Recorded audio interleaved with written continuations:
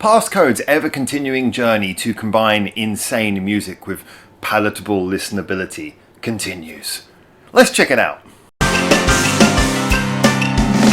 Hi there and welcome back to Japan, where today we're going to be talking about Clouds Across the Moon, the new single that's just come out by Passcode, and it's off of the Reverberate EP that they released right at the tail end of last year. So this is their most latest release, and I must admit it follows down a pathway that we've been seeing ever since Emily joined the group, of trying to make their kind of crazy sound palatable, but at the same time not losing any of that mad originality and kind of quirky oddness that we associate with Passcode. So what is this song and does it work? Well, structurally this is quite a simple song, but it does have some clever tricks to stop itself sounding too predictable. I mean, we start off with a nice sung intro that builds up and then goes into the chorus. Then we have kind of like the shouted screamo bit coming from Emily, which basically forms the second verse.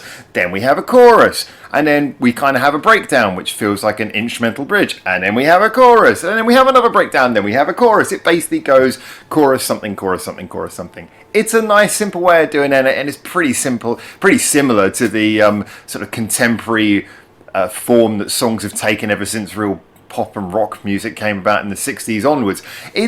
It's what you pretty much expect, but you might have noticed that what's kind of interesting and keeps this song from sounding too predictable is that between each chorus you get something different. It's not just like repeated verses. As I say, after that song beginning, we then have the screamo second in the second verse, then we have a much heavier breakdown instrumental, electric guitars chugging dum dum da da dum for the third verse, and then we have a much more chilled out breakdown for the fourth verse. So this is a song that is deliberately trying to make sure that even if you know there's always going to be a refrain to come back round to, which is pleasing and drives the song forwards, knowing that you've always got that chorus to look forwards to, you've also got something different between each one of those choruses.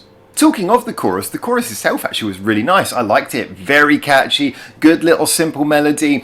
It was sung obviously in their usual sort of very affected production way, but it worked, and the melody itself was enough to give it kind of an uplifting, freeing sound. I liked it. It was a pleasing chorus that put a smile on my face each time it came round. And like I say, if you've got a good chorus, a good refrain at the core of your song, it drives things forwards because you've always got something to look forward to.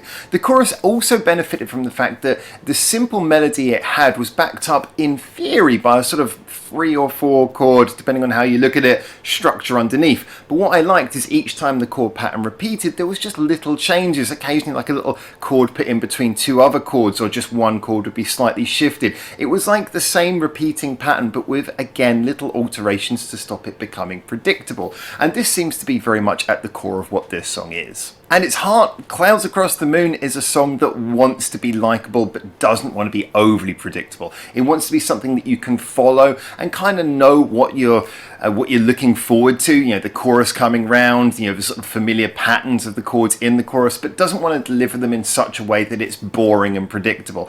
I just think that this is a really nice example of Passcode using their experience and knowledge as a sort of creative group of producing songs that are usually very unpredictable, and using that knowledge to subtly make something quite simple more interesting. I found this pleasing. I certainly would go back and listen to this quite a few more times. Is it like my favourite song by Passcode? Even in the Emily era? Probably not. You know, I'm still kind of going for Freely as my favourite thus far. But you know, each to their own. I think that this certainly is a song that is likely to get them some more new fans, because it's just got a chorus that comes around a good 4 times and is really catchy each time it does it. And it has a video which is simple but pleasing. You know, it has the sort of usual dance thing. It has some nice shots like the one where they're sort of going backwards through the tunnel. There's just some nice stuff there, nice imagery. It's palatable and yet interesting. And that is my conclusion. I really enjoyed it. Looking forward to seeing what you guys think. Get in the comments. As always, let me know. If you're someone who doesn't usually like Passcode, did this make you like them a bit more? If you're someone who likes Passcode, was this not so much? Was this not quite quirky and weird enough for you? I think it's a good marriage of both of those things, but I'm really looking forward to seeing what you guys think in the comments. And until I hopefully see you very soon in Japan for the next one of these, for now, ciao ciao.